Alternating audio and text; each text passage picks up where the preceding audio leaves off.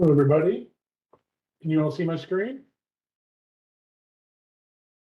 Yep. So I want to thank you all for joining us for our working group meeting today. I'm sorry, I'm doing this for before. Anyway. So I'm going to go over a little. So today we're going to be discussing some more on the penalty enforcement mechanism, and then we have a couple other topics we're going to go over as we're getting towards the end of our working group meetings, or at least what we have scheduled so far. I'm just going to go over the preliminaries that we tend to go through every time. Again, this is being recorded. For the time, it will be available at the DR Workshop website at a later time, along with comments and presentations. You're all muted, or when it is time or you're asked to talk, you can unmute yourself. Just please, we ask that you raise your hand and then identify yourself when you're ready to speak. Make sure you're comfortable, that you're familiar with your surroundings. And if you feel like having an emergency, call 911, or you can try and use the chat as well, but 911 is always a good recommendation. And always refrain from discussing any other proceedings in case commissioners are present to avoid inadvertent ex partes. I am joined, as usual, by Eric Leon. I think I said that right this time. I'm probably wrong. And then Daniel Hill Bonnell. I was hoping Alok would be joining us, but I guess not. And I can tell everybody Alok is no longer with the CPUC. Sadly, he is not with the CPUC anymore. And many of you have worked a long time with him on many things. But I think Eric would like to maybe add to that a little bit. Yeah, the CEC has a new employee, one Alok Gupta, who is now Deputy Director in the Reliability Renewable Energy Decarbonization Incentives branch that I'm a part of. So Alok is now my boss. And today, I believe, was his first day. And today was his first day. Yeah, I've invited him to join these meetings, but I think he's being onboarded and, has some other responsibilities. So hopefully we'll get him back, but he probably has to prioritize other things. Right. All right. So here we are. We're in our 8th meeting, not including, I believe, we have an initial meeting to start up, but this is our 8th meeting. As we discussed, we're going to discuss feedback and proposals, and maybe discuss a few other items. And then we're going to have there's this large orange arrow here. We are having a meeting on I guess it's the second. That will be the next meeting. We'll talk about what we'll discuss in that, and then we'll discuss future meetings possibly after that as well. I see Luke has his hand raised. Oh, sorry. Not to interrupt. Okay, yeah, Luke, go ahead. And I apologize I know this was not the purpose of this working group today, but given the announcement, is it for folks who want to reach out to the DR section of the PUC, who's the best point of contact at this point, David? So if it's supply side issues, then I would be supply side DR. I would be the person to reach out to. If it is regarding the DR proceeding, I would reach out to Asal, Safani, and if it's management issues, Dan Bush, and but if you're not sure. You can reach out to almost anybody in the DR section if you have somebody that you have a preferred contact there. They can meet you the right person. But Dan Bush is now basically, for the time being, the person I report to. But as you might, those of you who don't know Dan, he was a low spot. But his attention is also split amongst many things at the same time. So you can contact me, or if you are familiar, or you have a better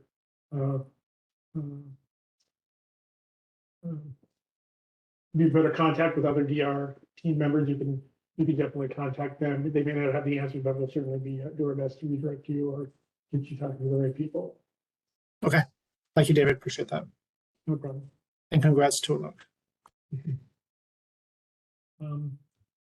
So today, we've already gone through the logistics and scheduling. We received one set of comments regarding the PEM from Sedmet, and Luke has just graciously decided to present that to us and maybe help us have more conversation on that as needed. I believe, Luke, you sent that to the entire mailing list. Is that correct? Yes, that's correct. Not the slides. I sent out comments, but not the slides. Right. But the slide, I will be sending out this deck to the working group. Eric will be presenting also something he'd been thinking about on a CSP adjustment. We're going to have a short discussion on slice of day, how it might work with these concepts. And then we're going to have next steps and general discussion. As you see, we don't have a lot on the agenda today. We don't plan on going till 5 o'clock. Yeah, but we can go past 4:15, but I do not foresee this necessarily taking that as long as other meetings have. Do we have any questions before we get into to Luke's presentation? If not, I can turn it over to Luke, and you can just tell me. I can control the slides if you guys want to let me know. Great. Thank you so much, David. Appreciate that. Thank you for the opportunity to present today. Good afternoon, everybody. Next slide, please. And for those of you who don't know, my name is Luke Tugas. I'm a consultant for the California Efficiency and Demand Management Council. As an introduction, just want to put this out there that in these slides, we're providing some high-level thoughts about how the penalty enforcement mechanism can be implemented. We attempt to address some of the questions posed by staff in the prior working group session, and we also highlight one or two additional key questions that we feel like need to be addressed. As always, this is we're flexible to a certain degree, but hopefully this can at least, in terms of our positions, but we hope that this can at least serve as the starting point for some discussions, and of course, consideration by staff. Next slide, please.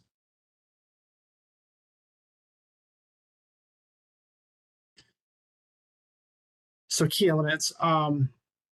So first of all, again, you'll recognize some of these questions from what staff put out last session. But the first one is, what agency or organization should be responsible for administering the whole PEM process and determining the penalty amount? And by determining, I mean communicating what that penalty is. So I think what we generally agreed, parties generally agreed last time around that. And folks can please correct me if I'm mischaracterizing anything, but that the PUC would be the most appropriate agency to take the lead on this, and of course, with continued support from the CEC. The PUC has jurisdiction over resource adequacy issues now, and so it seems like a logical role for them to take, especially given their history with being the lead agency for assessing loaded pack protocol about reports and things like that, and ultimately awarding QC values. And this seems to be a pretty logical way to go. I appreciate the thought, the idea that staff put forth last time, that the ISO might be the agency, a good agency to do this. I'm not seeing that as being in their wheelhouse, and I'm not 100% sure if they're even willing to do that, to play that role. And so, but even if they were, I think there might need to be a discussion on jurisdiction before that was, adopted, at least in my view. So the next question is, how would penalties be assessed? So assuming that we agree, this might just be an assumption, that the total penalty cannot exceed the contract value. We thought that I like I like Leap's suggestion last time to simply derate, at least for third-party contracts, derate the QC value, which would simply reduce the payment that the DR provider would receive from the contracting LSC, and that avoids creating sort of additional collateral requirements. And it's in this instance, the PUC can simply send the notice to both the DR provider and the contracting LSC that this was the, this was the performance, and on that basis, X plus Y equals Z. This is the amount that the LSC or the amount of capacity that the LSC should pay for. And so it also avoids sharing any sort of contract prices or anything like that. It just makes things easier and neater, and avoids any potential risks associated with sharing proprietary information. Now, for utilities, ironically enough, 5 minutes before this working group, I was going through these slides again, and I realized a flaw in my thinking. So bear with me here. So broke it up into two. In the slide, as well as in our comments, we broke it up into 2 potential options. One was through the ERA, where the penalties will be assessed, and that's the Energy Revenue Recovery Account process. In our slide, we're saying this may only be appropriate for bilateral contracts because ERA addresses energy costs only. But then it occurred to me that in this context, the utility, when a utility executes or engages in a bilateral contract with a DR provider, the utility is doing so as the LSC. And I don't think that we've discussed it. LSC is being responsible for paying any penalties. And so any underperformance by, with a bilateral contract in which the DR provider has contracted with the utility, would be placed upon the DR provider for underperformance, not the utility. However, with that said, a utility, when we're looking at their utility tariff programs, in that instance or that scenario, the utility is the DR provider, and so therefore they should be subject to penalties just as third-party providers should be. So I think in this, with this kind of realization, I think only the second option would be most appropriate. At least that's why that's the best I could come up with at this point. And obviously, there may be other approaches. But so what is this second approach? Is to basically do this through the annual electric true-up process. For folks who don't know, the AET is basically the process whereby utilities can collect, recover expenses that are collected through their distribution rates. And this, of course, includes demand response program budget because that's collected through distribution rates as well. And so what I was thinking offhand was that there might, to the extent there was a utility was penalized for underperformance for one of its tariff to DR programs, then that would be reflected in disallowance or under collection in the AET process. And obviously, utilities know it's been a while since I've been involved in this cost recovery in the utility space, and so IOUs may have other ideas as well. But one thing that I think we said in our comments is that we don't think it would be appropriate for utilities to be able to pass on penalties to customers. In our view, that would demotivate or eliminate motivation for the utilities to be as accurate as possible in their QC assessments, just as there's no opportunity for third-party providers to pass on their to directly pass on their penalties onto somebody else. Next slide, please. So next question is, when should the PEM be deployed? I like PG&E's proposal for a 4-year phase-in quite a bit. I think that makes sense. This is a very new thing, and of course, nobody, whether you're a utility or DR provider, wants penalties, and so I think it's important that there be a testing period.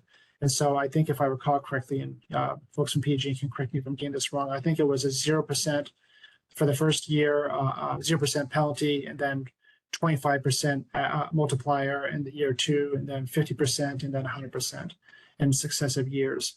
And also, I think that one thing that we also want to get kind of built in or hardwired into the proposal, I would stress this to staff, is that we want to make sure that there is an annual check-in process for any needed changes.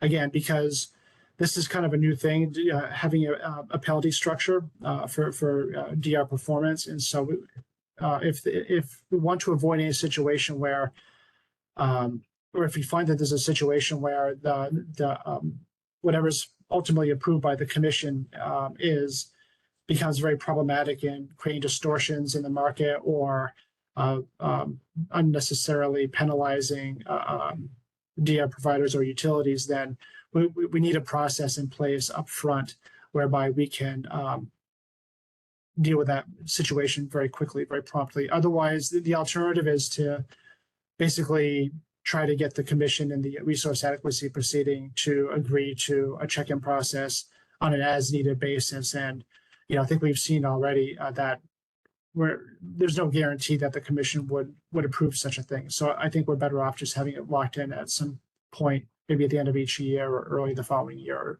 We can talk about when the appropriate time would be. But anyhow, I think it would be a good thing, good for risk mitigation to get that process in place up front. And then on what capacity value should a penalty be based? I think we talked about this a bit last time. I just want to kind of get it on paper. And that is for DR providers, obviously the contract price would ultimately be their penalty rate or their capacity value on which the penalty would be based. That's a more accurate statement. For the utilities, because they have no counterparties for their own DR programs. So they're both the buyer and the seller for all intents and purposes. So they what we recommend is the 888 per kilowatt month proxy value that's currently used by for resource adequacy penalties. And you can ignore that last bit about the contract price for bilateral contracts, because as I mentioned earlier, utilities should not be subject to penalties for underperformance of their bilateral contracts, unless I'm missing some logic there. Next slide, please. And then what positive and negative performance buffers should be adopted? So just as a preface, folks might recall that the council or the DR coalition had put forth the idea of having a 15% performance buffer. And I don't know if I created these terms or not, but I'm referring to a negative performance buffer. So in other words, performance buffer, for anything less than 100% performance. Now, however, we liked PG&E's proposal for a positive performance buffer to the extent that it was used only for determination of performance and not for compensation. And so what we thought would be a good way to do this, a good modification to the council's proposal, is to kind of keep that 15% window or buffer, but shift it a bit so it's from 90% to 105%. And of course, from 90% to 105% rather than 85% to 90%. Excuse me, rather than 85% to 100%. And part of the benefit of having a little bit, the 10% on the negative side versus the positive side is that it. Sorry, I had the logic in my head, but then I just lost it. I think it's because by allowing for a little bit of overperformance and allowing that to count for to offset underperformance by other underperforming resources, then it would provide more motivation to not to underbid or not to underestimate. Natalie, I saw your question. Let me see if I can open it up here. I'm just going to read your question out if you don't mind. Would the penalties account? Sorry, thank you. Would the penalties account for any penalties accrued by LSCs as a result of deficiencies? Penalties can you expand on that question, please? Yeah, so I guess my question has to do with, I think I'm just going back to the first proposal, which is that we would derate in the month ahead and QC process. So if we were to do that, obviously some LSEs would accrue some deficiencies for the resources that they've contracted for, and those deficiencies, as you know, have implications for them. So I guess I wanted to know if this penalty structure that you're suggesting would account for that, or would that just be a contractual obligation between the LSE and each DRP? What you describe, to my knowledge, well, I don't want to speak on behalf of staff, but I'm not sure if that's what we have discussed so far. So I'd have to give that some thought, because it sounds to me that you're suggesting that underperformance of 1 month would result in a derate in the following month. Is that what you're saying? I guess maybe I misunderstood your suggestion, but that was how I read the first or second slide you had proposed. Maybe I didn't read it correctly. Can I chime in? Yeah, of course, Eric. Sorry. Yeah, this is Eric. No worries. Yeah, no, I sort of caught this too. That I think we said it would impact the QC value, and I think I saw where you were going, but I think maybe it's that word choice that's a little confusing here. Just since QC value, is kind of always forward-looking. Previously, I've called it something like effective capacity, right? It's like the amount of capacity you actually get paid for in the end. So maybe we can work out our terminology for that. But does that sort of answer the question? That it's not actually qualifying capacity. It's changing the amount of capacity that you get paid for. Okay, and so that would, if you don't mind talking through this, so if okay, so there's a deficiency, and then so that affects the qualifying capacity that gets paid out, and when does that occur? Like when would that, how does that process work? Can I, maybe I can help here, because if you recall, this is going to potentially replace the lift process. And the idea is that by creating an incentive, you create more realistic QC up front, but they're not necessarily using this look back methodology to kind of try and figure something out ahead. So what will happen is, hopefully either the IOUs or the DRPs or the PDRs will supply, so to speak, QCs that are accurate, and then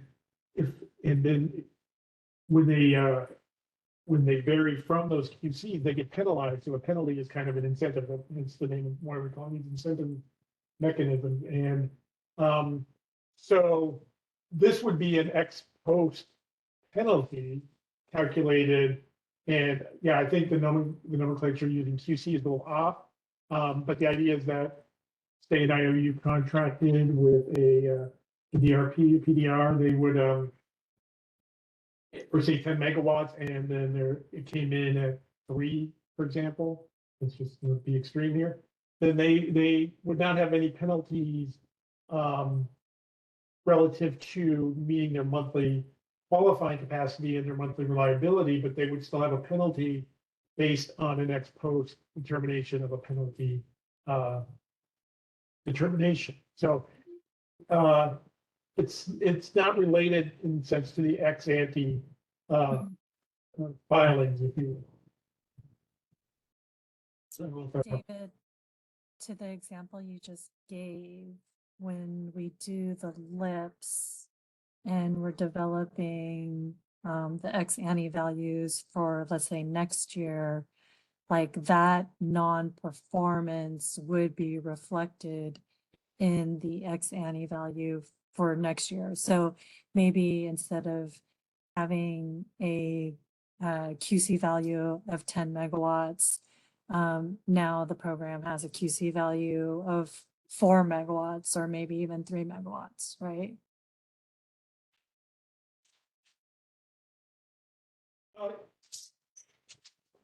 I mean, I think that, well, maybe Eric can explain better, but I think that would be up to the RA. I think what we're talking about here is an ex post penalty and how, and I'm not, well. Sure, I think going back to We're Natalie. talking about how, then if they've underperformed last year and they're getting penalized, how does that get applied to upcoming year? Can they just do the same amount and then get a penalty?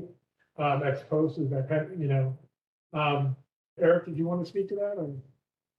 Yeah, I think we're, sort of really trying to move away from a world in which, the penalty is really applied to next year's QC, because we still want next year's QC to be, accurate, right?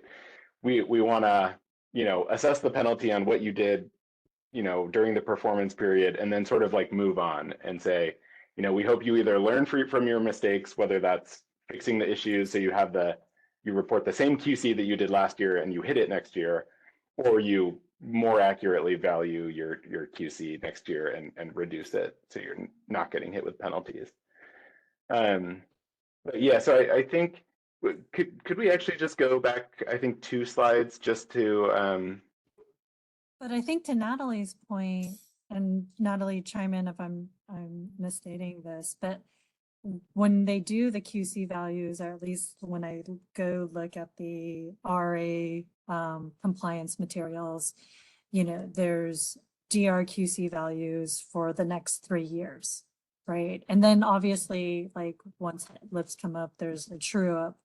But if an LSC is relying on a certain value, and then when the true up occurs and the QC value comes in lower, now they're deficient and assessed deficiency penalties. I think the deficiency penalty, I guess, is trying to be reconciled against maybe the $8.88. That is that what the question is, Natalie?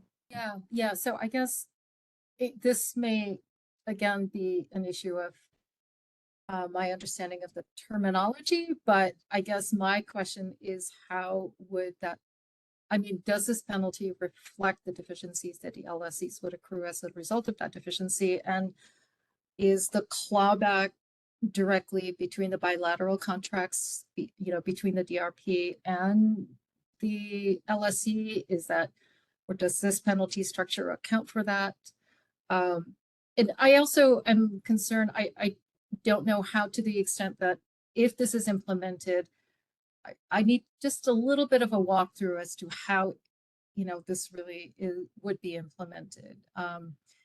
It's not clear to me. Yeah. I think we all do, Natalie. We've Yeah. just been talking about the pieces, and we've communicated to staff, that and I think the staff agrees that we need to, when all is said and done, maybe we can do that, in November, is just kind of put the pieces together and, from start to finish, and then we can see how it all works together, and then that'll be easier to kind of make, tweaks, because, if you turn a wrench there, you have to turn a screw somewhere else or something like that, and so, and so, yeah, you're absolutely correct. And by the way, I do apologize for the loosey-goosey use of some of these terms. That's what I get for moving too quickly. And so thanks for calling me out on that. I'll just add that, agree with Luke there. In fact, we discussed later about future steps where we try to kind of create a more holistic, integrated view of everything. And, as he said, it may bring up issues that we had not thought of or seen to the individual parts. Definitely, we will try and make it more coherent in the sense that you were asking about, Natalie. Is there somebody on the phone at 510? Oh, well, that's Natalie. Okay. All right. Yeah, I just saw that you're unmuted, and so I was just curious. So And we'll have time to discuss this more, even today, but we can also, we'll also be able to discuss it in a future meeting as well. Can I quickly make a nomenclature suggestion for this particular issue? I think really, what we're eventually going to be comparing is, like demonstrated capacity, which is going to, through the penalty mechanism, impact, I think, what I would call effective capacity again. And but really, I think the other thing is that we, again, we do use the term QC pretty loosely, I think, assuming that we're always contracting all of the qualifying capacity. But I think really what we're going to end up needing to compare against is what is shown for resource adequacy. I think, if you want to adjust sort of, say reduce the amount of capacity that you show in a given month relative to what, the QC was that you requested previously because your portfolio has changed, you've lost customers, whatever it is. I think that's fine. And as long as you can make your sort of RA showings based on that, that's really the benchmark that we should compare against. And, again, usually we sort of use QC as like a shorthand for that, but I think that's where the comparison needs to actually come from. And I think as we final, we come up with, a final plan, and we will come up with like a more, even maybe like, this is me thinking up top of my head, a glossary or a standardized way to discuss certain items. I think in some sense, Eric, you've already done some of that, but we will certainly need to be coming up with maybe something a little bit more standard. Patrick, do you want to say, you have a question, or you just want to ask it, or do you want me to read it? I was just trying to be real quick, just clarifying that, yeah, the RA penalty in summer is 888, but outside of summer it's 444. Just wanted to bring that up, but not take up the time. Thanks for that, Patrick. That's helpful. Yeah, and to be clear, I'm not suggesting the utilities be subject to anything above and beyond what's already in place for, RA penalties. And so that obviously the intent would be that the 444 per kilowatt month would apply for any DR, tariff DR or any DR outside of that the summer months.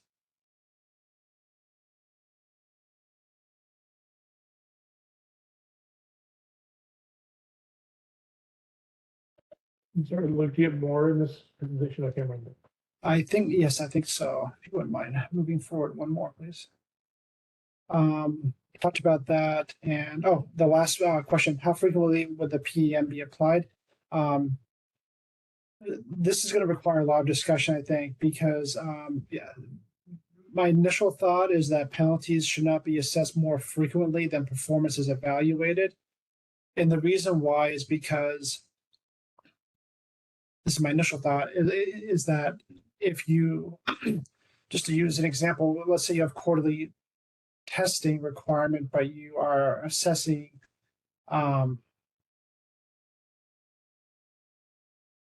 sorry, I lost my train of thought more frequently than so if you have monthly testing versus I may have had this turned around, I apologize. But basically we just don't want the frequency of assessment to drive more frequent testing. I think that's the bottom line we're trying to get at here. And so if it's I might have it backwards in my slide, but basically if we have quarterly testing, but then monthly assessment, let's say, well then by definition, that more frequent assessment is very well may drive more test events, or for lack of a better term, test events. Or in other words, even if the market clearing price is low, relative to the opportunity cost of the DR program or contract, they would still, the utility the DR provider would still feel pressured to do a below market price or dispatch at a price below their opportunity cost in order to get that dispatch to show in their bid normalized load impact. So that's something that we want to avoid. Then this last sub bullet, should the cadence of performance evaluation be linked to frequency of testing requirements? Okay, I think I just addressed that. Next slide, please. I think that's the last slide. Oh, one more, forgive me. How would the PM be applied under a slice of day? Again, further discussion is needed on this, but recommend that performance be evaluated at the resource level to prevent excessive overperformance, canceling out excessive underperformance. And this is, of course, contingent, especially contingent on having a positive performance buffer. But then ultimately, the resource level performance would have to be aggregated up to the program or contract level, whatever's appropriate for each hourly slice. And the reason why I'm thinking hourly slice, because I mean, ultimately, that's what the value, the QC values are. That's the level of granularity of the QC values, what they're going to be under the slice of day. And so, I don't see any other way to do it. It isn't, to me, it's not clear why we would want to make it less granular than that, put it that way. And I think that's it. Let's say that last slide is a nice delayed, if you will, segue into a later discussion where we try to talk more about system day. Not the next thing, but it is something we will be discussing a little bit more later in this meeting. Glad to help. Yep. And thanks again for the opportunity to present, and I'm happy to answer any more questions that folks may have. So do we have any other questions for Luke? If or on this PM in general, I think we're thinking we're going to go once we're done with this kind of PEM here with C segment, and we're not done with it completely, but we're going to start maybe trying to clean up some other issues, discuss some other things that have occurred to us starting today, and then maybe going forward and kind of trying to tie everything together. So does anybody have any other comments or questions on the penalty enforcement mechanism at this time? This is Sam Harper with Click. I've got a question for Luke. On the just clarifying you had a comment, Luke, a few slides ago about kind of passing on penalties to customers, both on the DRP and on the utility side. I just wanted to clarify or understand your thinking. Like a lot of these utility programs have penalties on the customer already. I assume a lot of DRP contracts have built-in, performance payments associated with underperformance in some way. Can you just clarify your thoughts on the appropriateness of aligning penalties on the portfolio level versus on the customer? Sure. So maybe I think I was maybe not being clear. So, right. First of all, like you said, the participating customers in utility DR programs, they are subject to penalties. There are existing penalty structures right now, and maybe in the future, utilities will need to, adjust those based on, what the final penalty structure looks like that we're talking about today, or in this process. But what I was referring to is that I don't think it would be appropriate for utilities to be able to pass off the cost of the penalties to non-participating customers. So in other words, just collect those through rates, basically through distribution rates, like they would at any other expense. And so hopefully do you see the distinction there? I do, yeah. Thanks for clarifying that. So some arrangement where the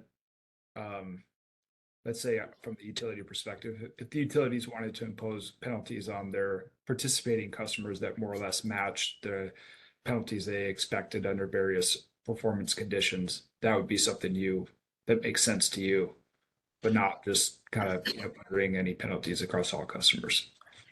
Right. Because obviously they do that now in terms of assessing performance penalties on participating DR customers for underperformance, and so I think that's their prerogative. But again, it's just now. Let's just play this out. If a customer who's a participating DR customer says, "Well, I don't like the penalties I'm getting, or the penalty structure is too risky for me, or something like that, then they have some options. They can they can adjust what their, their commitment, their level of commitment, in other words, the amount of capacity they can deliver, or they can choose to unenroll. And so there are some options there. Now, contrast to that, where if we had a situation where utilities were being penalized for underperformance of their programs, but then they pass that cost on to recover those costs through their rates, then customers don't have an option. They have to pay for those penalties, and those are customers that are not even participating in demand response. And so it's that's kind of where I'm coming from.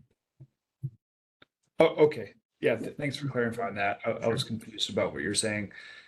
And then if I could, your slide about the slice a day application, I'll confess that, slice a day, all these topics as applied to slice a day is probably the part that I'm most confused about. Could you just maybe talk a little bit more about rolling all this up to are you saying each hourly, monthly slice? Well, I mean, we do have to talk about this some more, of course, but just taking a step back, the slice of the kind of the basis of the slice of day is having hourly RA requirements, and therefore you're going to have hourly QC values for your resources, whether they're fossil generators or demand response. And so because of that, and I understand that now actually, let me take a step back. LSCs are going to have their hourly RA requirement, and so they're going to contract, let's say, with DR providers for to meet those hourly requirements. And so it's going to be on it, because the LSC RA requirements are going to vary on an hour-by-hour basis for each hourly slice. Then the capacity that's provided by the DR providers has to be specific to each hourly slice. And the same would apply for the utility DR programs as well. So that has to serve as the foundational basis for this, in my view. And then in terms of the other questions you put out there, I think a lot of that is, that's ultimately to be determined. I think we have to talk more about that. And, staff may already have some ideas about how they want to approach that. But obviously warrants a lot more discussion. Hey, Luke, I'm just kind of curious about why you think this is complicated, because to me it's pretty simple, right? It basically it boils down to different hours are worth different amounts of money, right? So no longer you just say, here's $200 a kW. You basically say, like, look, this hour is worth more than this other hour overall, and the longer time you give me, it's going to be different. So to me, it kind of boils down to that you're going to be applying some type of penalty to dollars. And the question really to me boils down to, like, how often you do this? You need to do it every month, or you kind of true it up. Essentially say, like, look, this is what your performance is for this time frame, so therefore we're going to need to adjust your payment. So I'm just kind of curious about. You can look at this in terms of megawatts, but to me, really, when it comes to penalties, you're applying it to dollars. Ultimately, that's what it translates into. Correct. And effectively, if you give me like and I'm going to avoid the MCC buckets for now, but if you give me a 2-hour resource, I'm going to value that substantially less than if you give me a 4-hour resource. Or if you give me a resource that is giving me a lot of, resources between, call it, 3 and 7, I'm going to value that differently than if you're giving me resources between, 6 and 10. So to me, it kind of boils down to what do you do on this needs to be applied on the revenue side. And it simplifies it dramatically when you think about it that way. Yeah, totally. Yeah, I'd like to chime in on this. I think it really depends on, and I really don't have the answer to this question, is, whether these contracts are going to be sort of structured as, sort of like hourly contracts, right? I'm buying, 10 megawatts for hour ending 18 and 15, at this price, and 15 for hour ending 19 at this price. In which case I think it is, really simple and easy. Or are they just saying, here's a bundle of sort of hours and capacity values, and I'm going to buy the whole thing for a certain price. And if that's the case, I think we do have to make a decision about whether we do value those different hours the same, in which case, you could just average everything sort of across the hours, or do we need to come up with some sort of default, weighting scheme? Or is that not going to happen? I'm really not sure.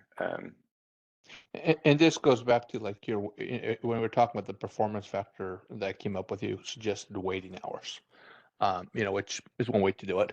But ultimately, when you get down to this, it's going to boil down to what I would like to avoid is having like different performance factors for different hours of day.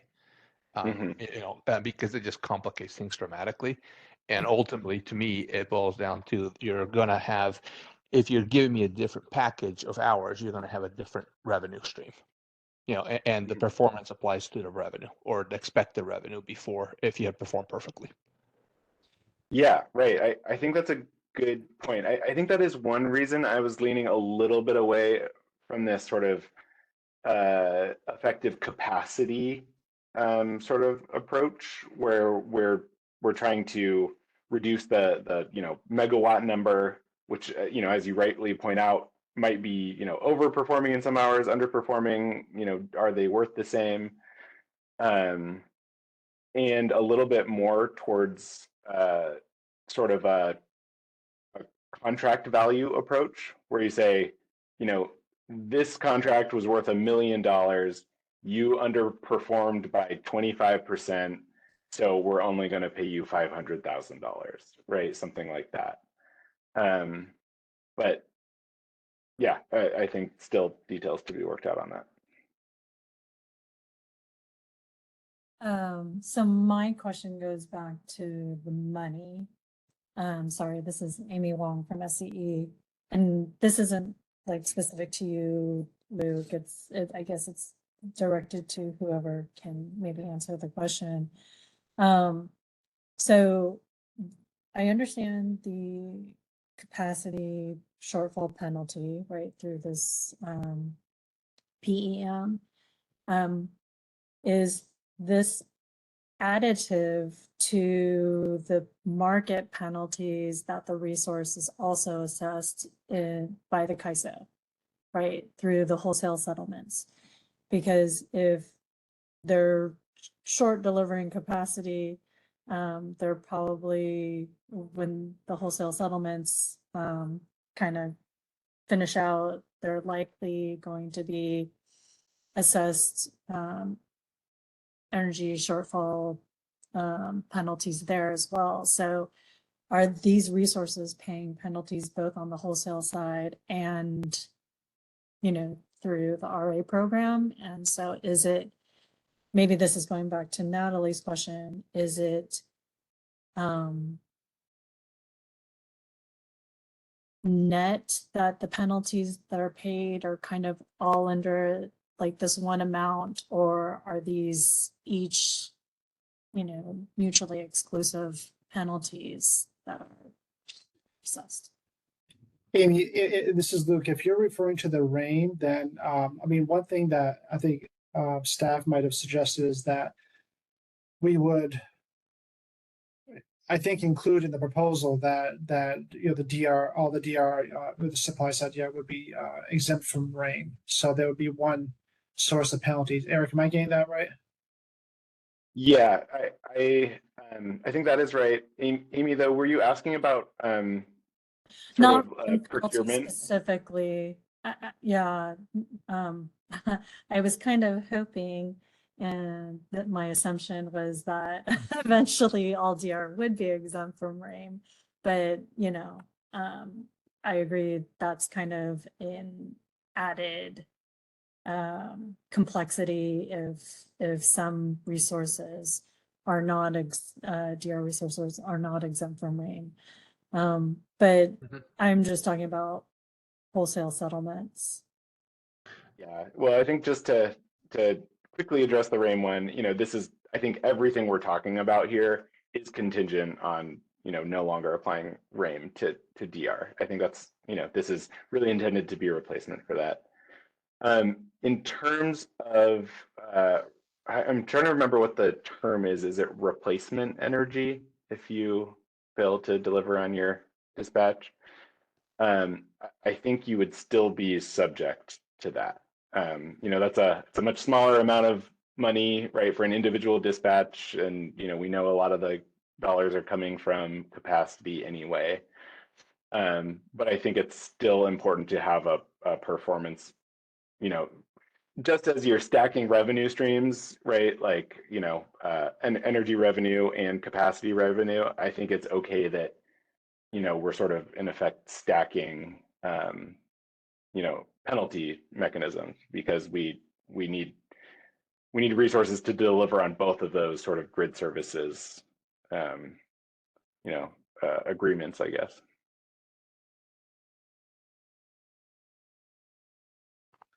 Yeah, I don't know how I mean, I suppose if there were, energy market penalties and we were going to net against the capacity penalties, that sounds like a lot of work. But if you didn't do that otherwise, then how would you capture that? Well, energy, if you don't perform in the energy market, then it seems under the current regime, I'm kind of being devil's advocate a little bit, so forgive me, but like, if you underperform in the energy market, then maybe it's fair that you be assessed a penalty for underperformance in the energy market. And then in the capacity market, if you underperform, you are subject to a penalty there as well. Yeah, thanks, Luke. I think that was the point I was trying to make, and I think you made it better. I guess I just want to make sure that we're being fair to other, I'm not saying DR is the same as other RA resources, but yeah, I guess I just want to examine that a little bit, right? That we're not over penalizing DR resources that we would to other types of RA resources. Yeah, agreed. I think that's important. I'll just say my reaction is I don't think we are, but please let me know if others disagree. I think other resources, are subject to procuring replacement energy if they fail to deliver on a dispatch, just like DR would be in this case. The difference will come between the difference between RAIM and what we're cooking up here. I hope the DR folks on this call, whether you're IOU or third party, I hope we think that this is a better fit for DR, and that folks generally want to move away from RAIM. But I think the equivalence is that both traditional resources and DR will have a penalty mechanism that's in effect just trying to get at the capacity issue rather than the energy issue.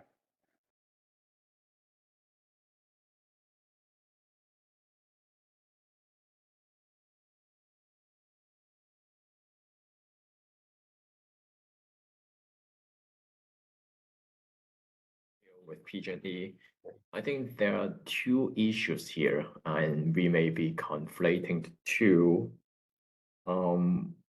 RAIM is on bidding, it's not on performance. So it requires the DLP, either the LU or third parties, to bid as much as the QC. And when the resource is being picked up by the market, it's supposed to perform as much as the bid. In the case of underperformance, there is an energy penalty. So there are two penalties currently. What we are cooking up here may be combining the two when we are assessing performance, we have the BAM and PAM together. When we look at performance, so it would be helpful to see the process end to end, and I would like to see what components we are including when we are assessing the penalty or the capacity shortfall. Right now, it's not entirely clear to me, and we may be conflating the two. Yeah. Sorry, I'm sorry. I thought you were finished. Go ahead. Yeah, I'm done. Cool. So the second energy penalty that you're referring to, are you referring to the replacement energy cost? So in other words, if you are supposed to deliver, 5 megawatt hours within a given hour, but you deliver 4, then you're going to be stuck with the cost of that the ISO had to incur to replace that missing megawatt hour. Is that what you're talking about? Yeah, that's what I'm thinking about. Got it. I honestly, I think we. I appreciate you differentiating, between from the RAIN, because it is important to make sure we all understand that. Personally, I don't think the ISO is ever going to, forego that, because that's simply a cost of doing, excuse me, of running the market. And my personal opinion is that that's very fair, because if otherwise, without that kind of stick where in that threat of knowing that if a resource underperforms, it's going to be stuck with a bill, that the ISO incurs to make their performance whole, then no one's going to have it'll eliminate motivation for folks to perform to their schedule. And I don't think the ISO, I think also we have to be realistic about what the ISO is willing to do too, we might be able to provide, convince them. And for the ISO folks, if you're on the phone, I apologize for talking about you as if you're not in the room. But we might have a chance of convincing the ISO to, seek a waiver from the RAIN, with a FERC. But the way eliminating the replacement energy cost, I think, would be probably more than they'd be willing to do. I just want to make sure we are not double penalizing demand response when there is underperformance. If we are assessing performance in the process of determining capacity shortfall, so the shortfall may be subject to RAIN or whatever penalty CalISO may impose on DR. And when we do the capacity shortfall calculation, we are also looking into that. So DR might be subject to double penalty. I just want to avoid that. Yep, I think we all agree on that. Yep. Yeah, I think Gil's main point, as I take it, is that RAIM is assessed on bids only, and what we're suggesting here is bids and performance. I think I get where you're coming from, Gil. I think given how difficult RAIM has made it for DR, again, I hope this is a better alternative, right? Than if we allow a little bit more flexibility with bids, but then a little bit more accountability with performance, that ends up being a better situation for DR. I hope that's the case, and people think that's the case. I think that is our objective, but the way we are designing things, I'm not sure if we are achieving that. It's still rather complicated to me. Okay, we'll take that into consideration. Thanks, Gil. No, we had quite a bit of discussion on this already. So I do want to answer Natalie's question in the chat. Quickly, she said, I'm interested in seeing more specific at some point on how where the penalties will be implemented in courts. And I just want to remind people that, so the end result of this time process will be a a report in December of 2024, and the idea is this is I believe maybe Natalie you can confirm, but the OIR for the new RA has been is done. Yeah, it was voted out. Yeah. And this working group is part of that. We are supposed to be coming up with a report in December of 2024, and this is the process where we do try and figure out the implementation enforcement. And I don't know how familiar you are with the prior process or the development of the BNLI and all that, but the penalty enforcement mechanism has kind of been. This is kind of really the first time where it's getting the deep dive, I believe, within this process. So it's still, the idea is that we will have at least something more detailed, and by the time that report, we'll hopefully have some, we'll have some intermediate steps along the way with the working group or parties. But that is, that is definitely the hope, and that is the purpose of this, is to come up with a penalty enforcement mechanism protocol, if you will.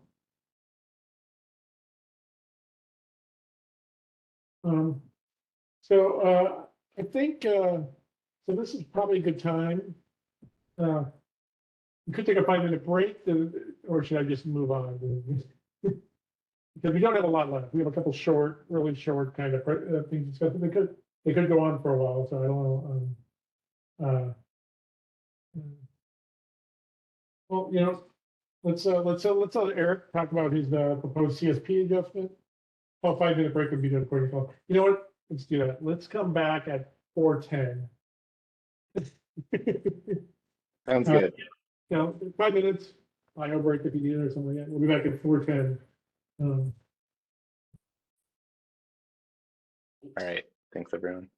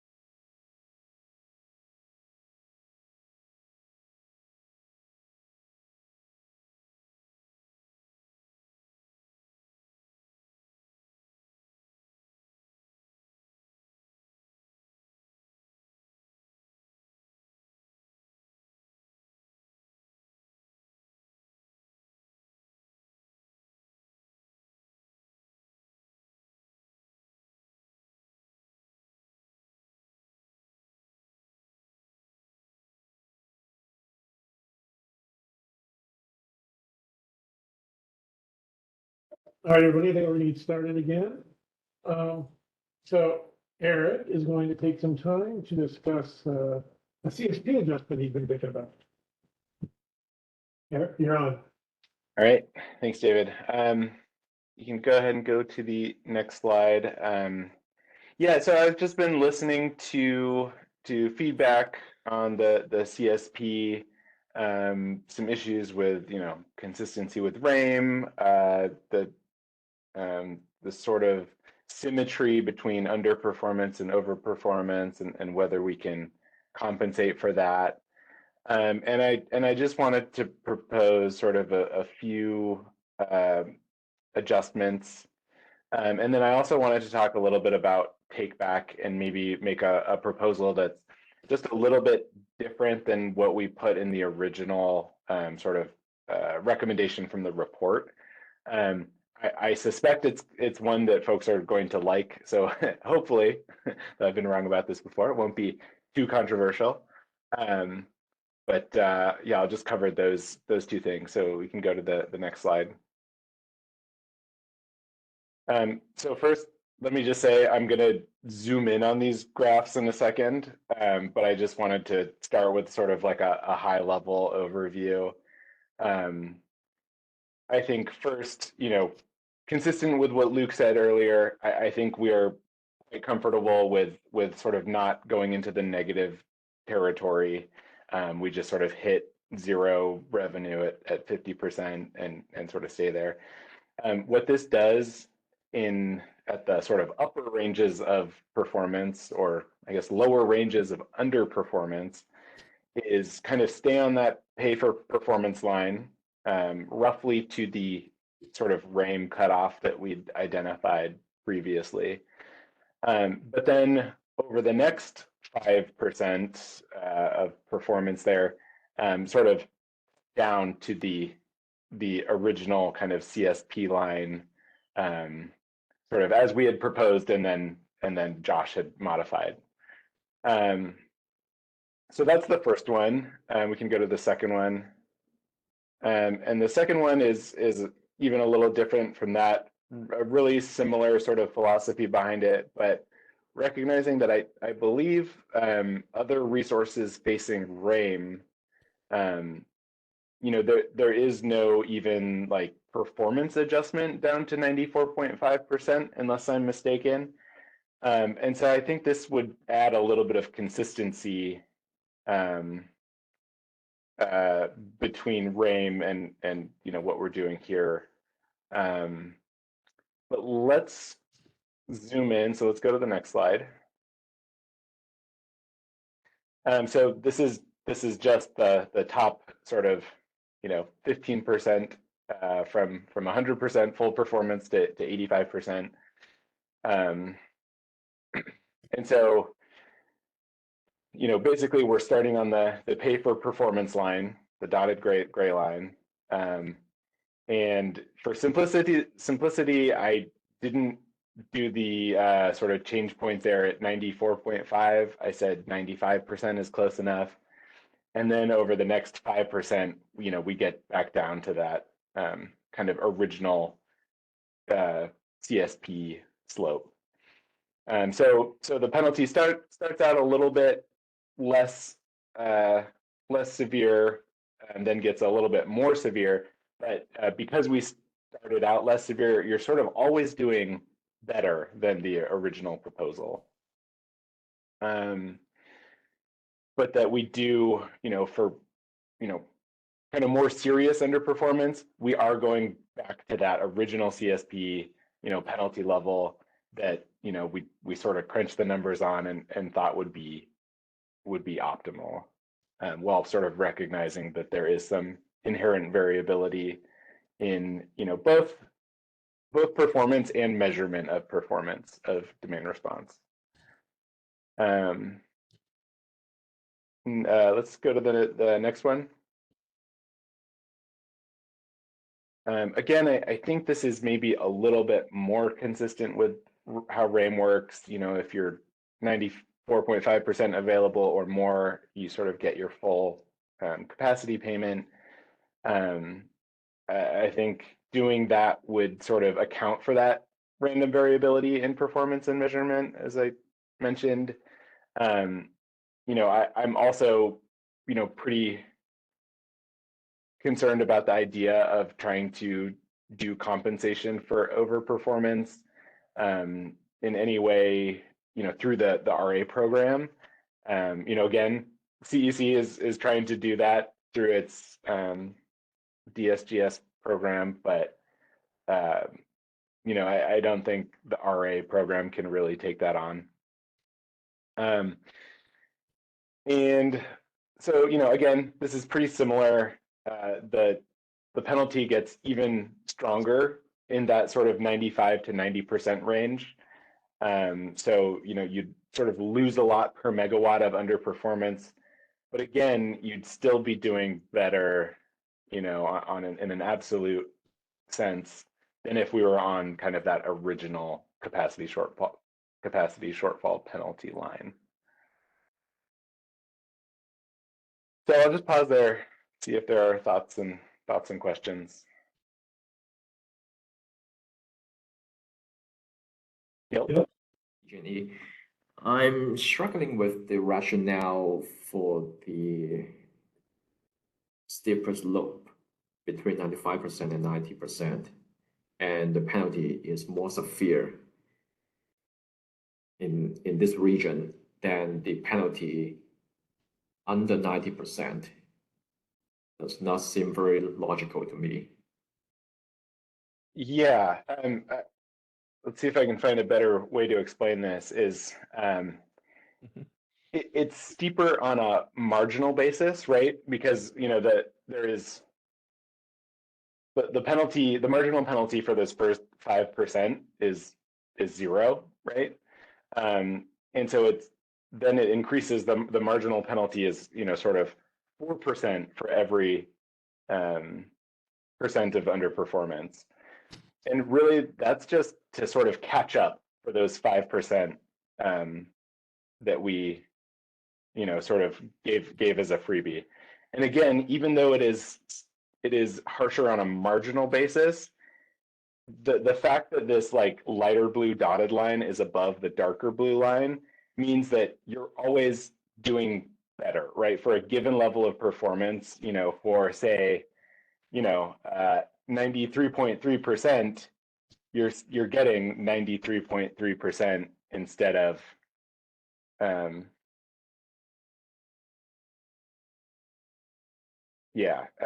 that's maybe not as great of an example, but yeah, the point is, even though it's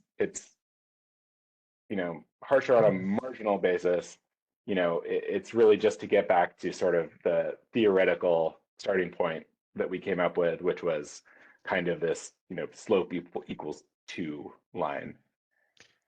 So Eric, and I know there's a lot of comments about the slope and the kink, but actually I want to ask about the upper part of the component where you're basically at 100% until you get to 95%. Is the logic there that we're effectively saying, look, I can't pay you more than 100%, but I can introduce this buffer, to account for the variability in the performance measurement, really, right? So it effectively is compensating you, right, for the cases where you would have been above 100%, but you're not getting counted above 100%. So if I had 105%, I would still only get paid 100% because we're paying for capacity in advance, right? Overall. Is that the underlying thought process behind it, or is it something different? Because you make the comment of random variability in performance measurement. I just want to make sure I understand how you think that addresses it. Yeah, no, I think that captures it right, which is, it's like I guess, so if we just kept the original sort of at, CSP, the dark blue line there, yep, it's like to really maximize, to do the best you can do, you have to, commit exactly 100% of your capacity and deliver on exactly 100% of your capacity, right? If you sort of undercommit, you leave money on the table, and then if you underperform, you obviously you do even worse. And so it's, yeah, I think this is just to recognize that, it's a little bit fuzzy. Yeah. So you're accounting for cases in which you undercommit but then overperform. I'm sorry. Oh, no, okay, sorry. Sorry, that was me. That's Natalie from the CPUC. Are you saying that you're accounting for cases in which parties would undercommit but then overperform? If they undercommitted,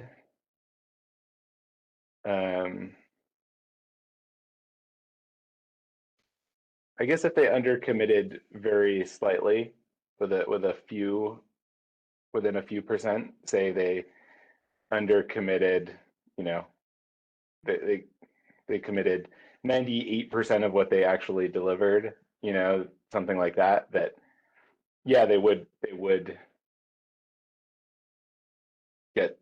yeah, they'd get compensated for that 100%. Right, but you're saying there's a cap at which you would compensate for the overperformance. Right. Got it. Okay.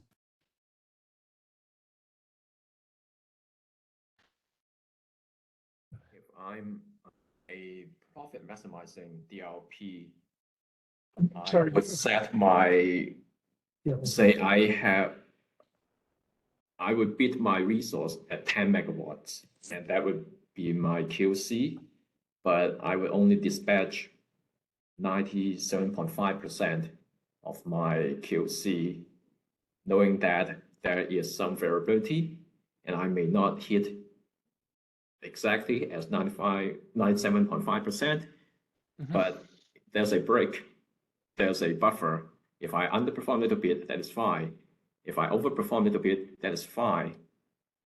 But on average, I can deliver 97.5% and I still get paid at 100%. Am I getting it right? That is correct. So what you're doing I look is forward to you. creating a buffer, am I right? Yeah. Yes, yeah. So Natalie, one of the things that we identified here before is, DR is not measured directly; it's measured indirectly. So you kind of have to establish a baseline or counterfactual, and you're going to get some noise from year to year, right? So even if I'm in average, I'm right on target at 100% commitment. One year might come in a little bit lower, next year might come in a bit higher. So the initial version of this had what I referred to as asymmetric penalty. You get penalty on one side, you don't get the upside if for the noise or overperformance on the upper side. So to some extent, it is an attempt to correct for that and to provide that buffer. Okay, I have one more question, which is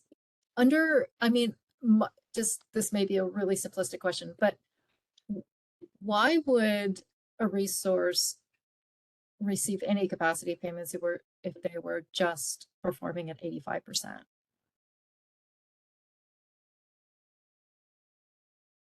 Yeah, so I think that is kind of what this incentive mechanism is trying to avoid. If they're performing at 85%, they're only getting 70% of what what their contract was worth. And that's a bad deal. If they wanted to make more money, they should have just offered 85%, and then they would have been compensated for 85% of that sort of original value that we hypothesized, rather than 70%. This is Luke, but the notion that I don't necessarily agree, Natalie, with that someone performing 85% should get nothing. This is ultimately a negotiation between the LSC and the DR provider, at least, in that scenario. And even for a utility DR program, the 85% is still capacity, and any underperformance, we stop to talk about this, of course, but underperformance in 1 year, might, I think the expectation is that it would need to be addressed or accounted for in the following year, by the utility or the DR provider. And ultimately with the ED would still have the ultimate say, excuse me, over what that QC value would be, and so. Yeah, Yeah, so Nat, perform 85% would raise some questions, most likely. yeah, I sent around a calculator before to kind of show that the first original proposal's a penalty, right? It very explicitly, quite frankly, but it basically boils down to if I promise to give you, say, 100 things, I only deliver 75, you only pay me for 50, right? And if I only deliver 50, then you pay 0 and you still get to keep the 50. So it's kind of it's not like this strict, like, no, you did nothing, but you are paying a penalty in the process. And when you work through the dollars, it's pretty clear there's a penalty.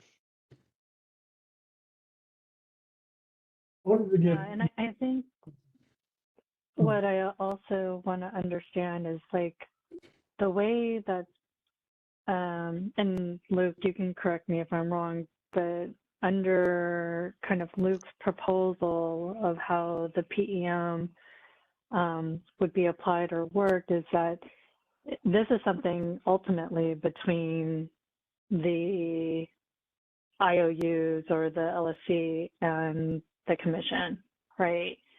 Like, and then whatever happens on the retail side, meaning the contract between the third parties and the IOUs for which, you know, they're procuring the capacity from third parties or its DR programs, you know, we have those mechanisms to either, like as I think as Klika had mentioned, you know, the BIP program has excess energy charges that we charge customers for non-performance. We can kick customers off the programs, et cetera.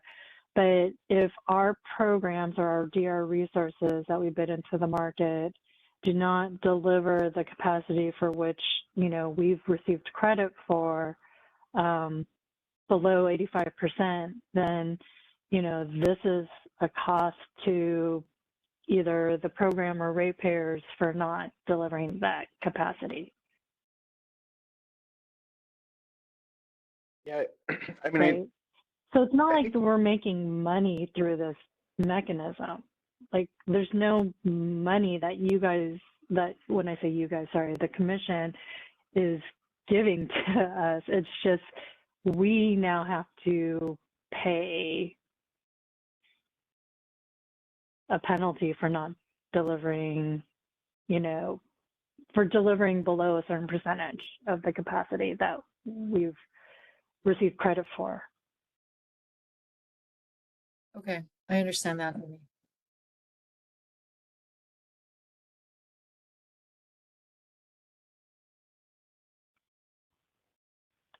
all right.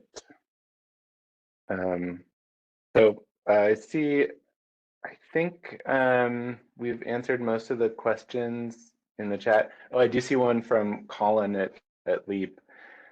So to maintain consistency, would it be better to just drop compensation at the same rate between 95 and 50%?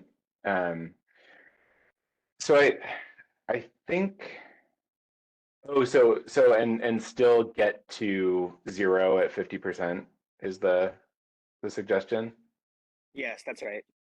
Okay.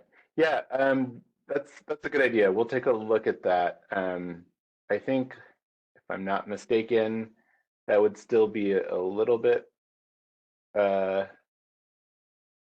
more lenient than what we're proposing here, for kind of the rest, you know, like kind of all the way below 90%, all the way down to 50%, which I was trying to get away from.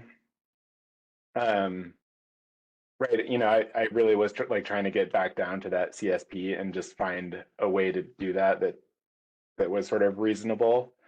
And you know, not, you know, I've talked about this in previous chapters of this working group, but kind of avoid sort of like edge effects where, you know, you go from 96% to 94% and your compensation drops, you know, by 10% of the contract value or something. Yeah, the other way to go work with Colin's proposal would be to make it drop down to 0 if you go to 55%. So essentially you give the buffer, but you take it away at the bottom. Yeah, that's interesting. Yeah. Okay, we'll look into both those ideas and see if we think either of those would sort of pan out. That might be a simpler way to do it.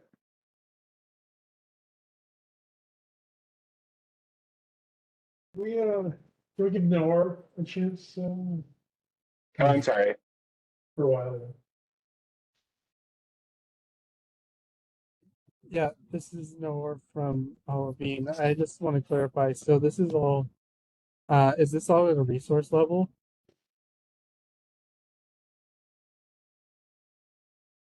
I think if it's system capacity, I could see it being portfolio level. I So could then- see other folks having an argument for doing this at sublap level. Would there be like within a portfolio some tolerance for over under delivering, which there in some constructs there isn't today, regardless of this penalty mechanism. So like if one resource was 90%, another resource was 110%, would that be would that qualify as meeting the contract? Assume they're like 1 megawatt resources. Would that be okay? Yeah, that's a good question. I think within a sublap, the answer is, or at least what I would advocate for is definitely yes. I think I could see it being more of a debate in across sublaps, but I think it's reasonable as long as the product is system capacity that we would allow that sort of. I believe one of the recent RA decisions restricts how much how many resources you can have within a sublab. So unless you have, if you have under 10 megawatts in a sublab, you kind of have to have it all as a resource.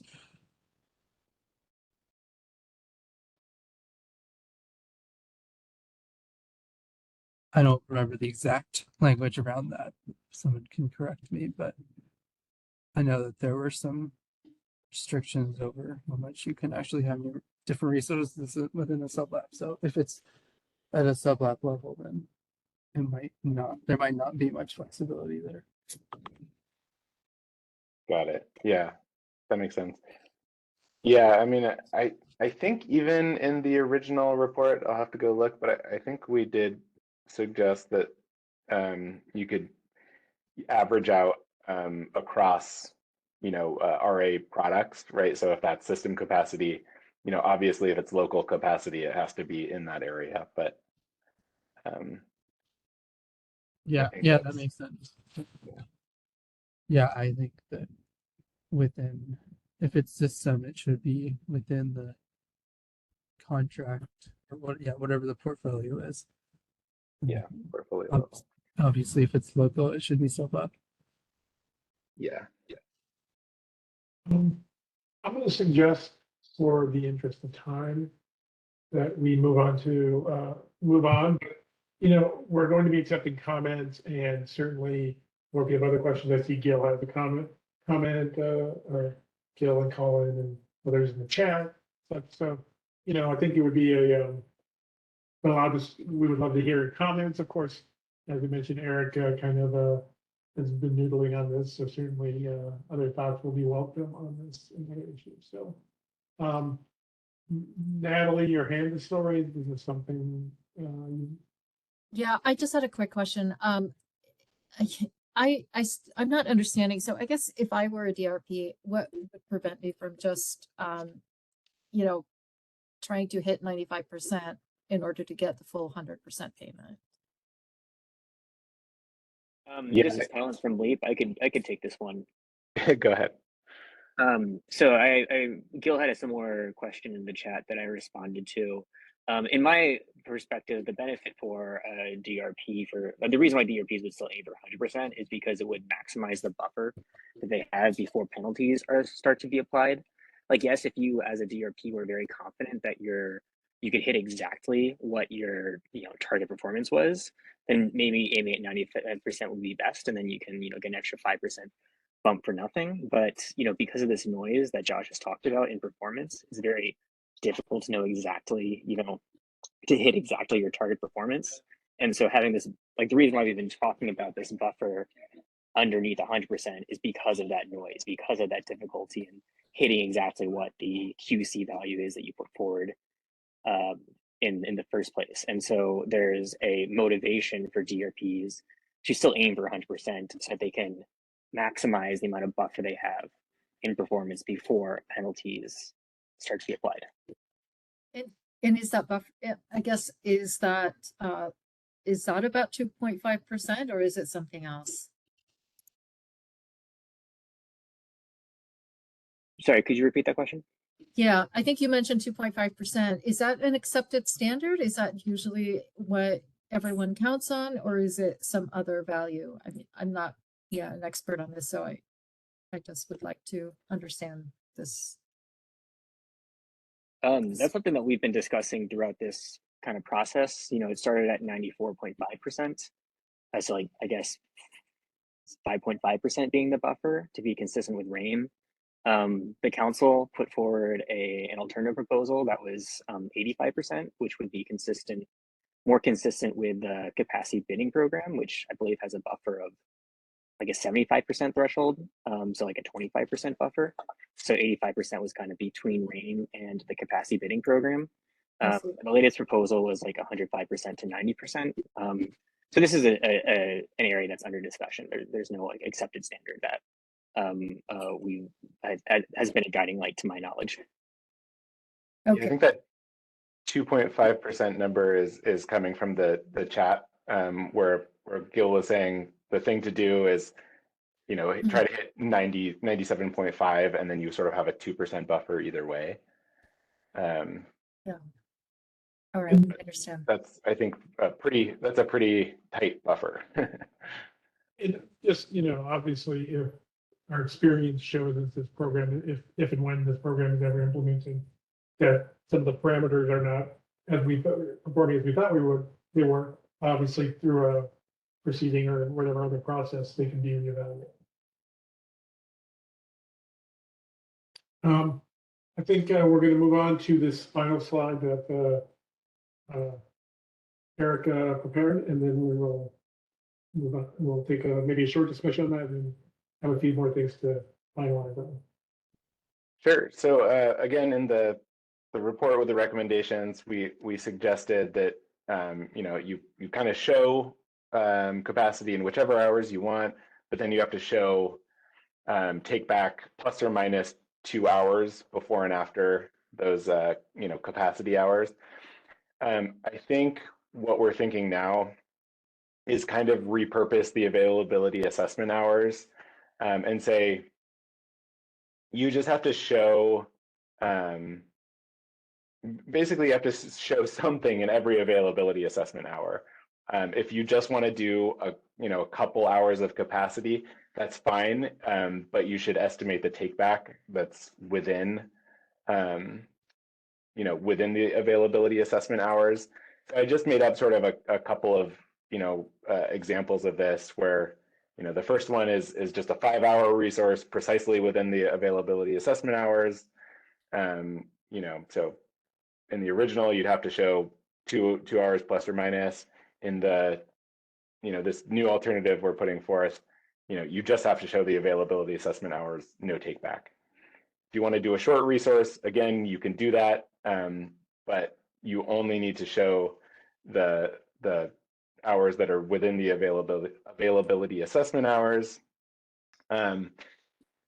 This thought was kind of spurred by Paul in the last iteration of the working group, where he was sort of saying, well, what if I'm an LSE and all my load is earlier in the day for whatever reason, and I want to show DR in hours ending 16, 17, 18. And I think our answer is, sure, that's fine. But because of, for system reliability, then you have to show take back in the other availability assessment hours, and make sure that the LSE does have, capacity to cover those. So any questions there? I see a hand from Colin. Sorry, that was a old hands. I'll put that down. Okay, yeah. All right, we'll just go to the next slide. This should be, oh, there's one from Luke. Oh, it's quick, but Luke has a hand up. I can wait, Eric, if you want to finish your thing. Sure, I'll do this next one super quick. Yep, no rush. The only thing I just wanted to point out is that the availability assessment hours do change, right? I think it's March and April that they shift an hour later. So if you were to say show a 18 through 21 4-hour resource throughout the year, the hour in which you'd have to show take back would change for those months. I don't really have like a solution or a proposal here. I just wanted to, make sure that we're thinking about that. But Luke, if you want to go ahead. Thanks, Eric. Can you go back one slide, please? So I'm just going to repeat back to you what I think I heard, and you can just, wherever I get it wrong, just correct me, please. Sure. So you're suggesting that the one on the left is basically an opportunity for DR providers or even utilities, I would imagine, to be able to provide RA and slices outside of the availability assessment hours. Is that correct? As long as they account for any take back during the availability assessment hours. Yes. So if I could use an extreme example, just to make sure I'm understanding. So let's say you showed no capacity during the availability assessment hours. So it was you're just showing take back the whole time. I'm not sure what that would look like, but take back. But yeah, you wanted to show for the hourly slices from 8 a.m. to 11 a.m. Mm-hmm. Then that would be fine. But again, we're still being consistent with the commission decision in that we're showing during the availability assessment hours. Is that what you're saying? Yes. And to add to that, I think it's totally fine to show 0 in those hours that you're not showing capacity, Okay. but that you would effectively get dinged for that if you did have take back, right? That would factor into your sort of overall performance. Got it. And then the one on the right, is that basically just focusing exclusively within the availability assessment hours and allowing the opportunity to show a capacity for fewer than the 5 availability assessment hours, with the understanding that you would show take back for the other hours. Yes. Okay. Right. So if you think that 2 or 3 hours is really valuable, that's fine. But if that's going to cause take back in the other availability assessment hours, like we need to know that, and then you sort of have to not provide. There can't be a lot more take back than you're sort of saying here, or again, it'll factor into your overall performance. Got it. Well, I mean, at first glance, I think these are good ideas to consider because, our position and the council's position in the RA proceeding was that, though I understand that why the commission would want DR resources to be shown during the availability assessment hours, there should still be the opportunity for them to show in other hours as well. And I think as time goes on, we're going to see 3, 4, 5 years, down the road, you're going to have, more of these DERs showing up, like maybe behind meter storage or whatever. And so what I expect is the high value hours or the hours during which the reliability needs are greatest could fluctuate, not quickly from one year to the next, but over time, so let's say all the high value hours as we move into slice a day, and then LSCs are all competing to get their specific hourly slices filled, and the highest value hours are going to be, in highest demand, and so therefore they're going to command the highest prices, right? And then so you're going to have, just using an example, behind the meter storage DERs and something like that are going to jump in. They can move quickly, or DR resources, and be able to meet that need for that 1 or 2 hour period, the highest value hours. And then all of a sudden, we could have a flood, kind of like what we have had with renewables, where all of a sudden the high demand period is no longer in the middle of the day. It used to be, but all the renewables push it down. So we might see a similar phenomenon with the DERs, where all of a sudden these availability assessment hours are no longer as valuable as they used to be, and so we need to have the slice of day structure set flexible enough to allow for DR and DER providers to move to chase the highest dollar for each of these slices, and so I appreciate it, and I could definitely live with the one on the right, but if we could do the one on the left, I think that's ideal at first glance. Wait, I thought we were proposing the one on the right. Wait, did I hear that right? Me, or you asking me what you're proposing? Yeah, wait, sorry. Which one did you like better, the report or the alternative?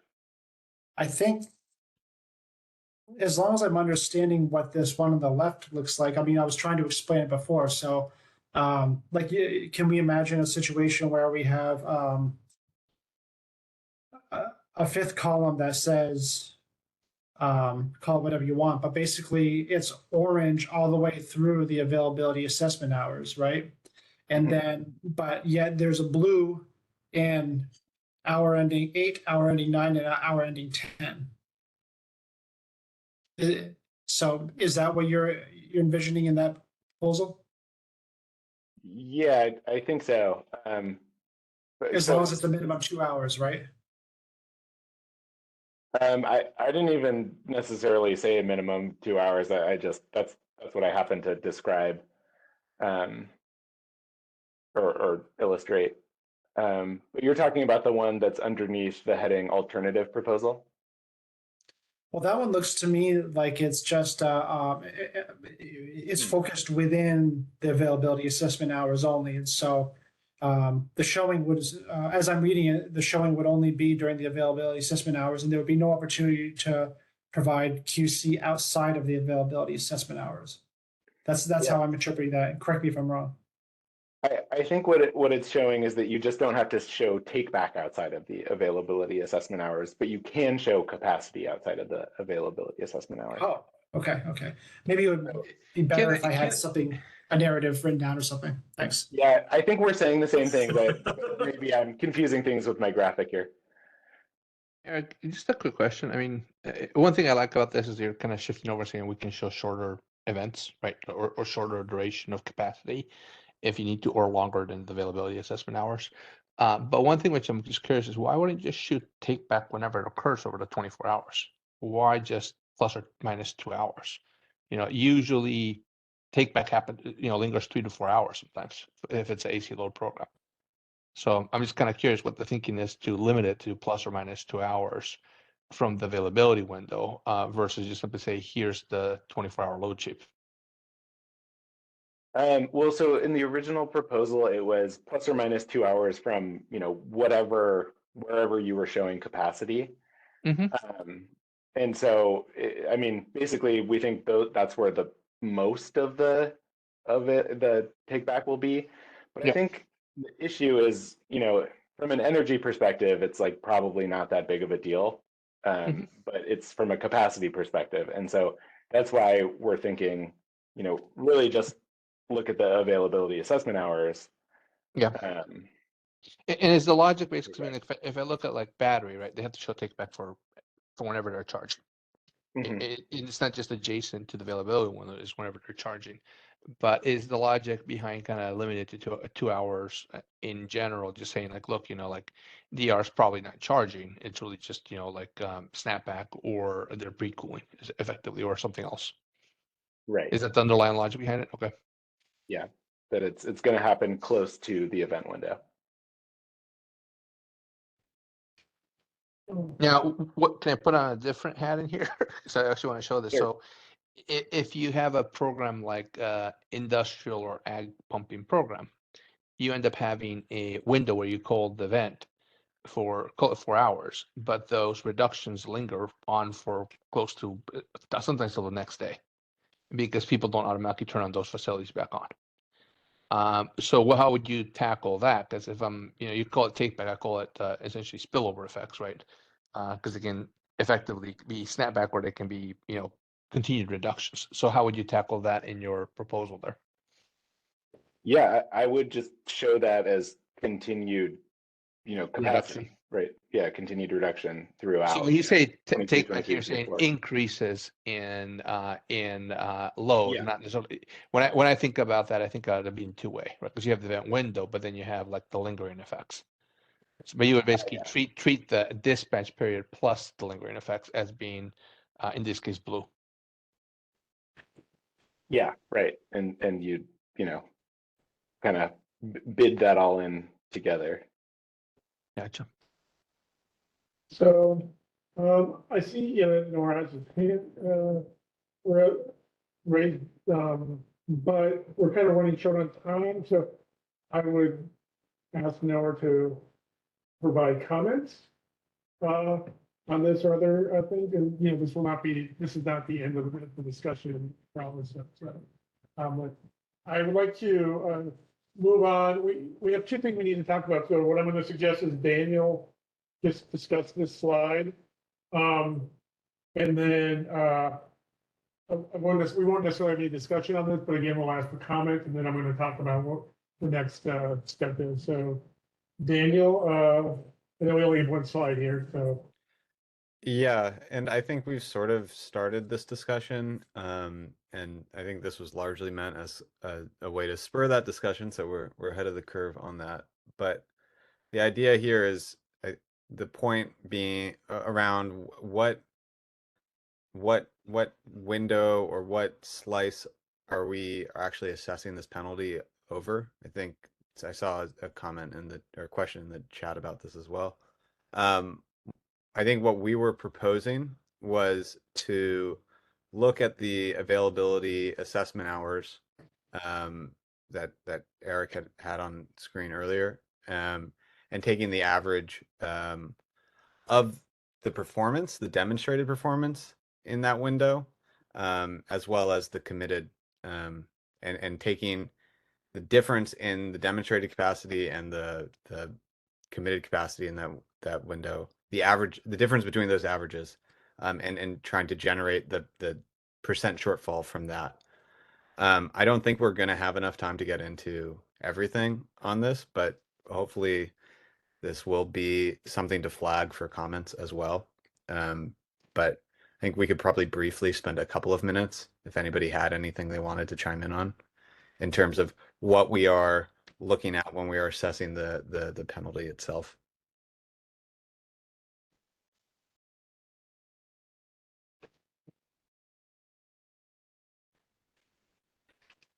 If not, I mean, we can also save this discussion for the next time we meet. Again, I think it's probably likely that we'll need a little bit more time than we have today. And so I'm happy to sort of delay this and maybe talk about what we were planning on next meeting to look like. Daniel, that might be a good idea. If to the extent my vote counts for anything, I think that, yeah, there's a lot to talk about there, because I'll just say I have a few concerns about some of the elements here. So I'm sure we can work it out, but I think it's just going to require more time. Seems reasonable to me. I think we'll maybe flag this as a point. I think on the next slide, we are sort of calling out a couple topics that we're hoping to deal with next meeting. And I think we could just add compatibility with slice of day to that list. And again, sort of maybe have this serve as a straw man for right now, but or at least a starting point for some of the thinking on this. But yeah, I think I agree that we're probably going to need more than 5 minutes to come to a conclusion on this. We certainly talked a lot longer on some of these issues. Yeah, no kidding. That's in our agenda, but that's good. That's good. Yeah. Hopefully we have some good discussion. Yeah, so the last 5 minutes, I'm just gonna talk about what our next steps are. And so we reached a pretty interesting stage. So the format of the next meeting, we put in here discussion of the penalty enforcement mechanism.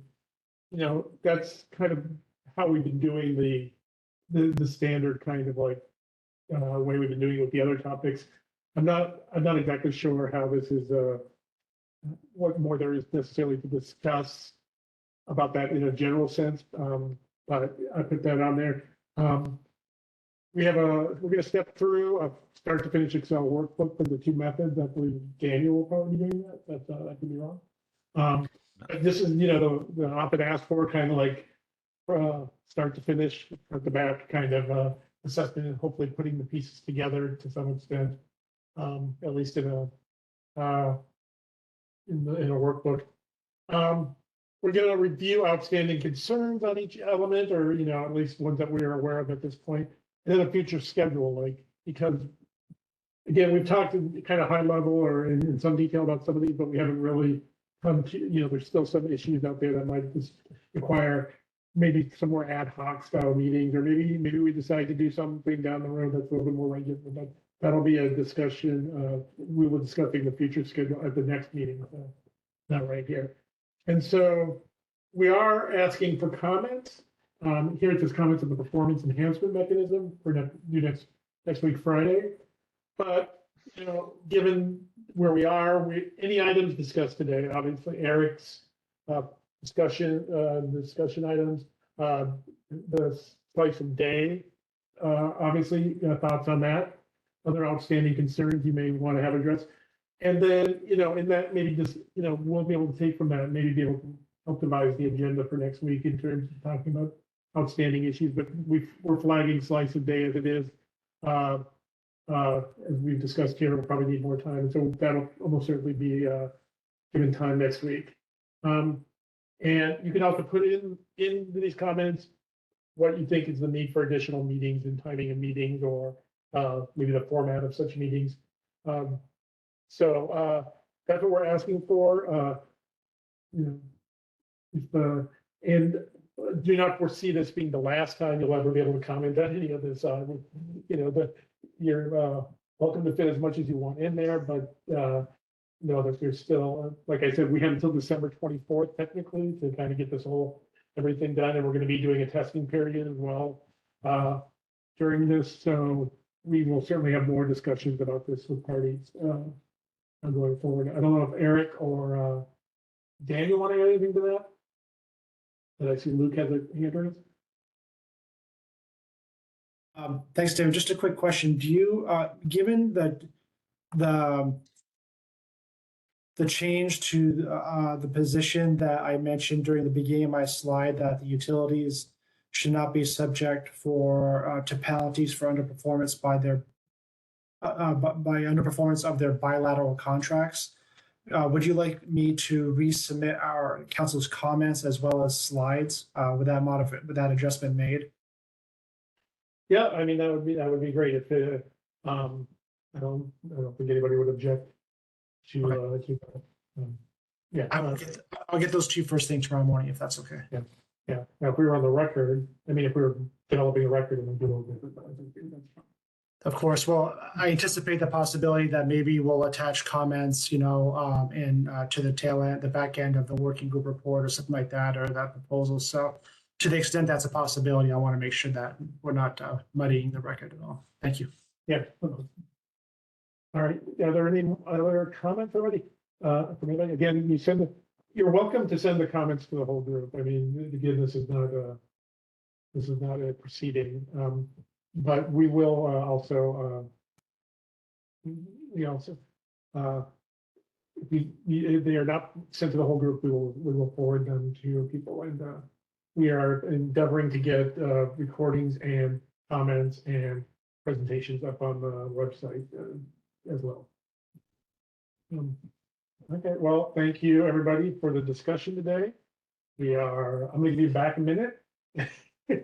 and enjoy your weekend too, everybody. Thanks for participating. Thanks, everyone. Yeah, thanks everybody. Thanks. Thank you. Thanks all. Thanks, everyone.